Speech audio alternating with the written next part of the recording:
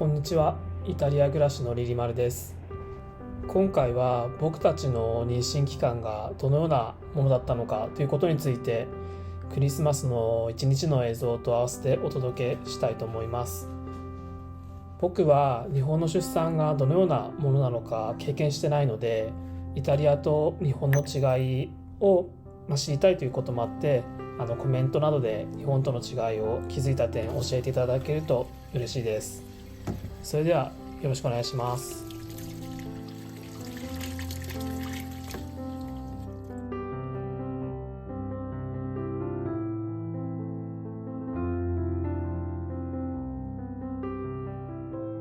このチャンネルではイタリアでの暮らしの様子や感じたことを紹介しています。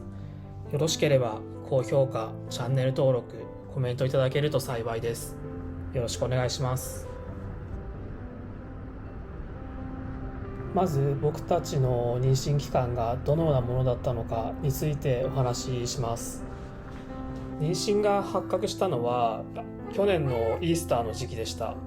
で、妊娠検査薬をジェノバで買ったのを覚えてます。で、翌日ミラノで検査をして、で検査結果を知って僕も妻もとても喜びました。で、妻は涙を流して喜んでいたんですけれども、僕は映画みたいな喜び方とは違って、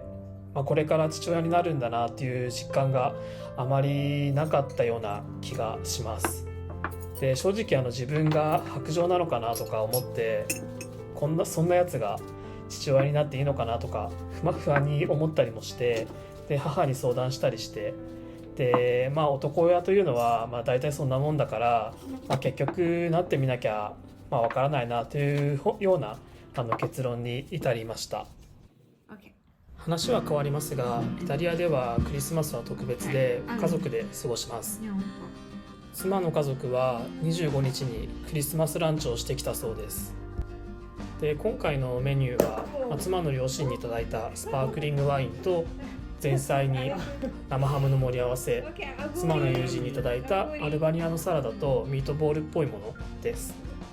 で、2人ともお酒あまり飲めないのでワインはグラス1杯だけにしました。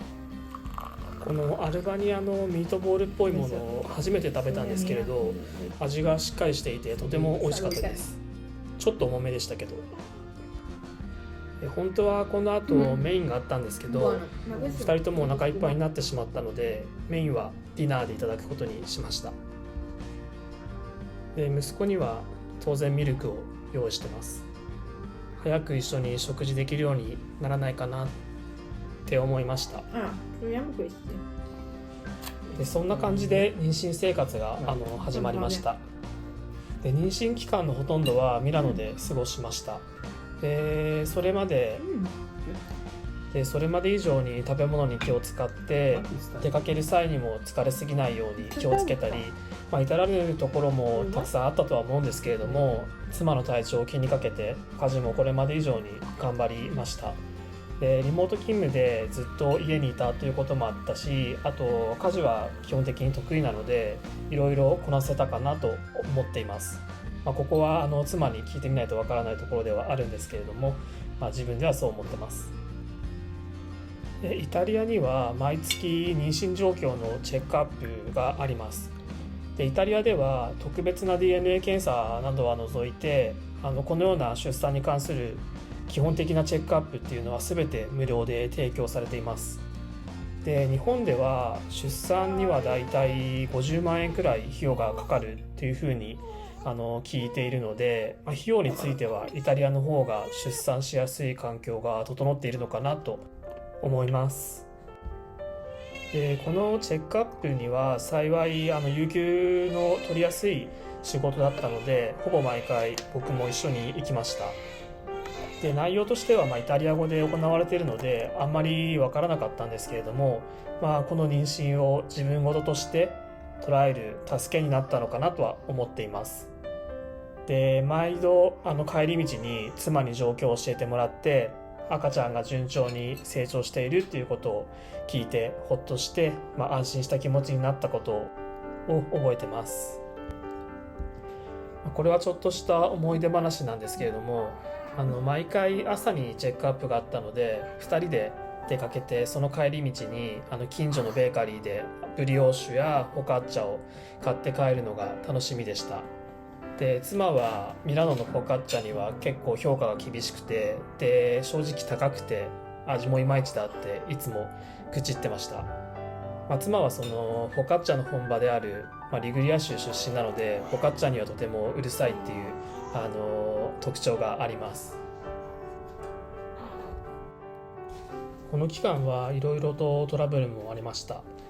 毎月妻はどこかしら体調を崩してしまっていて、耳が痛くなったり喉が痛くなったり、無理は禁物なので都度ホームドクターに行って病欠の診断を出してもらっていました。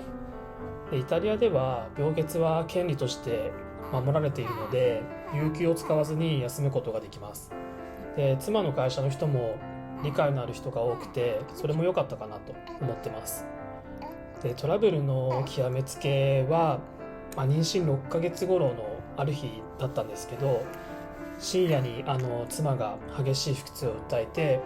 救急車で病院に行ったということがありました。で腹痛だったので万が一っていうこともあって、妻も僕もとても不安になった記憶があります。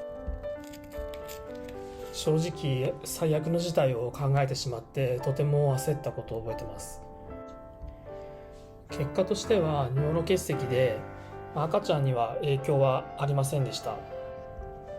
それでも2人とも不安の中、深夜から一日中病院にいて、ひどく疲労困憊したことを覚えてます。ちなみになんですけど、僕は大学1年生の頃に尿路結石をやっているので、どれほど痛いかっていうのは知ってます。最悪なんだけど本当に最悪の事態にはならなかったということで、この件は良かったかなと思ってます。良くはないんですけどね。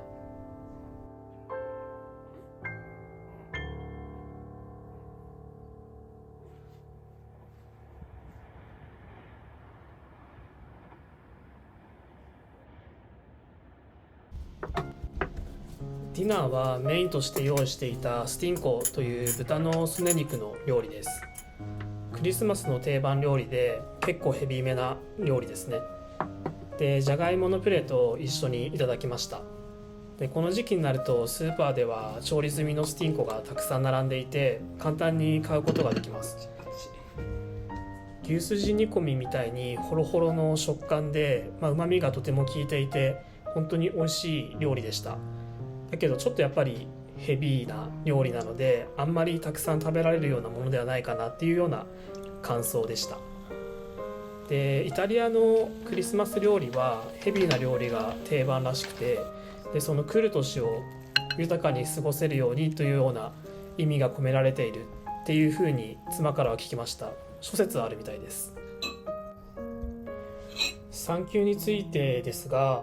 イタリアでは出産予定の2ヶ月前から取ることができます。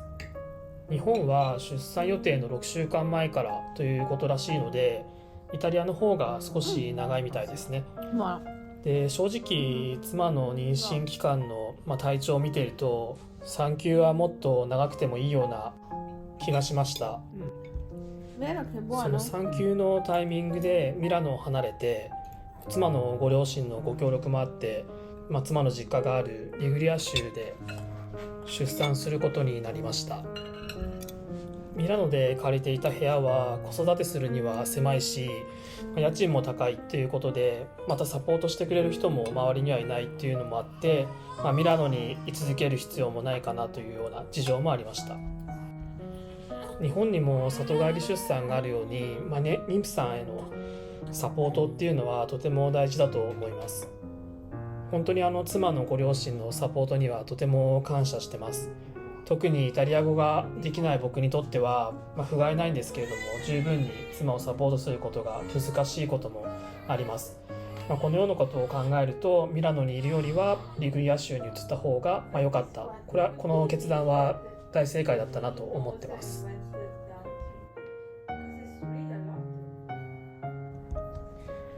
話してきた通り、イタリアで出産する場合は、いろんなサービスが無料で提供されているので、その点は本当に素晴らしいなと思いました。他にも僕たちは周りの人に、本当に恵まれていて、いろんなサポートを受けることができました。いろいろ大変なこともあったんですけど、無事に出産できたので、本当にお世話になった全ての方に感謝してます。最後までご視聴いただきありがとうございました。今回の動画は以上となります。またいつもご視聴ありがとうございます。高評価、チャンネル登録、コメントいただけると動画制作の励みになります。また次の動画でお会いしましょう。それではごきげんよう。